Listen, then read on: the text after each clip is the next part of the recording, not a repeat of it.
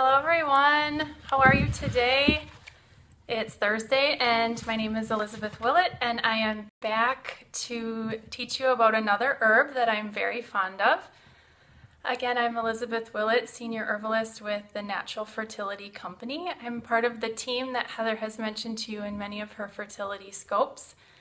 I work with many of you who've emailed, but I also do lots of other things for the company, and I've started working on sharing my herb love with you via Periscope, so welcome.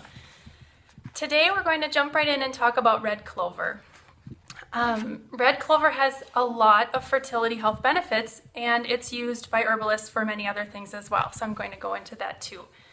Red clover is a beautiful plant. I, of course, brought it to show you like I have the past 2 weeks if you've joined me. There is a giant field of it growing not far from my house. This is red clover. The purple blossoms, it's called red clover, but the blossoms are purple. The purple blossoms are what are medicine. Some do also use the leaves. So this is it. This is the plant that herbalists harvest and make medicine from. It's really pretty when it's covering fields and there are all these tiny little purple flower heads all over mixed with other flowers. It's super sweet. You can actually pluck these tiny little petals and suck the nectar from the ends. There's not much, just a tiny touch of sweet. I remember doing that when I was a kid, something that my dad taught me to do. All right, so let's get into what red clover does for us and how it offers us our medicine. I have some props set up on the side here, so I have to set that down. So red clover is classified as an alterative herb. And what the word alterative means is that it gradually restores proper function of the body and increases overall health and vitality. There are lots of plants that can do this for us. Food does it for us too. We consider red clover a nourishing food herb. This is because it's actually high in protein. It contains lots of vitamins and minerals, especially forms of absorbable calcium and magnesium. We'll talk about this a little bit more in a couple of minutes, but this is important for smooth muscle function, and the uterus is made up of smooth muscle. And it also contains many, in fact most, trace minerals. So this tiny purple flower can give you all of that. Isn't that amazing? I love it. So red clover is important, and all of these nutrients that it shares with us are important for relaxation of the nervous system, smooth muscles, and also for hormonal balance. Red clover is also known to alkalinize the body, the entire body, which can help with the acid-alkaline balance within the uterus and vagina, and it's an herb known to purify the blood. So specific for fertility, it is used by herbalists to help quell hot flashes, to help the body maintain vaginal secretions and cervical secretions. By that I mean cervical mucus production. It's often used for women who are progressing through perimenopause and menopause for vaginal dryness. It can be useful for reducing menstrual cramps. I mentioned hormonal balance, and red clover has been used for hundreds of years actually to support liver function, healthy liver function. If you've read or heard anything that Heather has talked about or we've talked about, liver function is very important for hormonal balance and setting the foundation for that. That's in part why the fertility cleanse exists. It doesn't contain red clover, but I just wanted to bring that up. Liver health is very important. And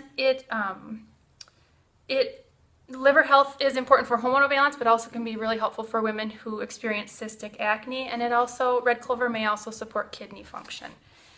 So it does this in many ways, mostly by providing its nutrients and its medicine, but helps with proper detoxification, healthy circulation, and boosting those calcium and magnesium levels.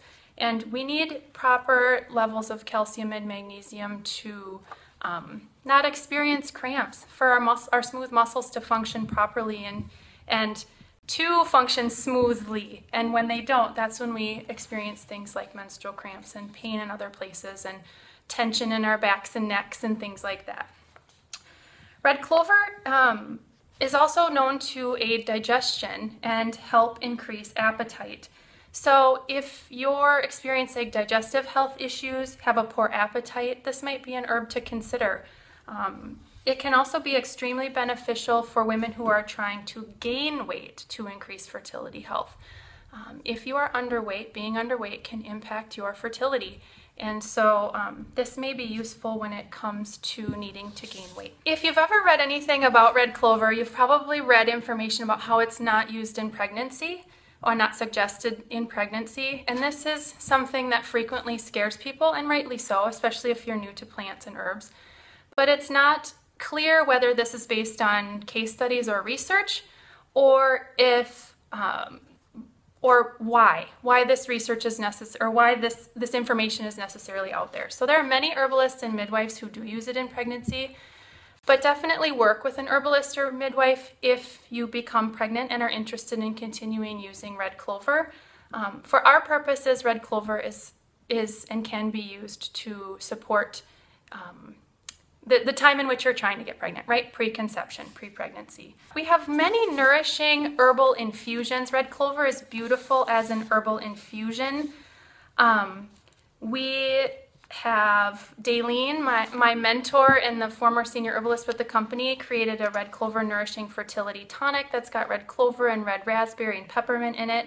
I created a do-it-yourself uterus strengthening tea with red raspberry, nettles, red clover, lady's mantle, and a pinch of some other yummy tasting herbs. And these are something that could be considered if you're experiencing any of the fertility health issues or would like support in any of the areas that I just discussed. So all of this being said, you've probably heard or read, if you've Googled about red clover, that it contains phytoestrogens. It does. Yes, it does. But this should not scare you or deter you from learning more about this herb and possibly using it as one of your allies in your program. We know that many plants contain phytoestrogens, and scientists have broken down plants to learn that they contain phytoestrogens. They've isolated constituents from all of these plants, and that's how we know exactly what's in many of them. But in terms of how herbalists use plants, we use the whole plant. We often don't just use a plant isolate. Because we understand that all of the parts of the plant work synergistically to provide you their benefit and their medicine. So it may be necessary sometimes to isolate things from certain plants. I mean, think, for example, of progesterone cream, progesterone from wild yam. That has to be one constituent of the wild yam versus the whole wild yam. The two of them are very different and work in different ways. But when it comes to herbs, most other herbs, especially red clover, it's definitely the whole plant that has its benefit. So I'm not going to really drone on about phytoestrogens. I know many of you are probably interested and have questions because it's really a hot topic, but it's a periscope in and of itself.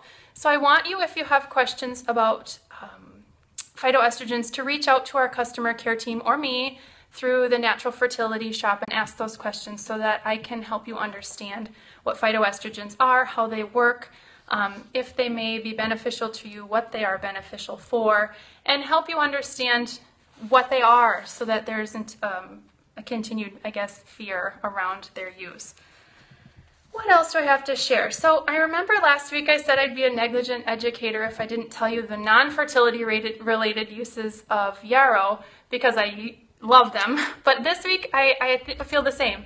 I want to share with you some non-fertility related uses of red clover because herbalists use them in this way. And if you see an herbalist and it's suggested to you, you won't think, oh my gosh, that's only for fertility. Why am I getting that herb, right? So oftentimes herbalists will use red clover for their clients who are experiencing lymph stagnation in the neck. So anytime there's swelling here, when there often is when you have a cold or a viral infection, allergies or colds where there's sneezing and mucus, clear watery mucus running out of your nose. There is a renowned herbalist that I've studied under named Matthew Wood, who uses it for one single fibrocystic breast lump. I do have to clarify, please, if you find a breast lump, don't go that alone. Go to your doctor find out what's causing it, what it is, if it should be of concern, or if it's just dense breast tissue. I mean, please go to your doctor if you find a breast lump, but if you choose to work with an herbalist as a part of your care team, they may suggest it in that way as well. And of course for acne, specifically facial acne, which often can be related to the liver not properly detoxifying. So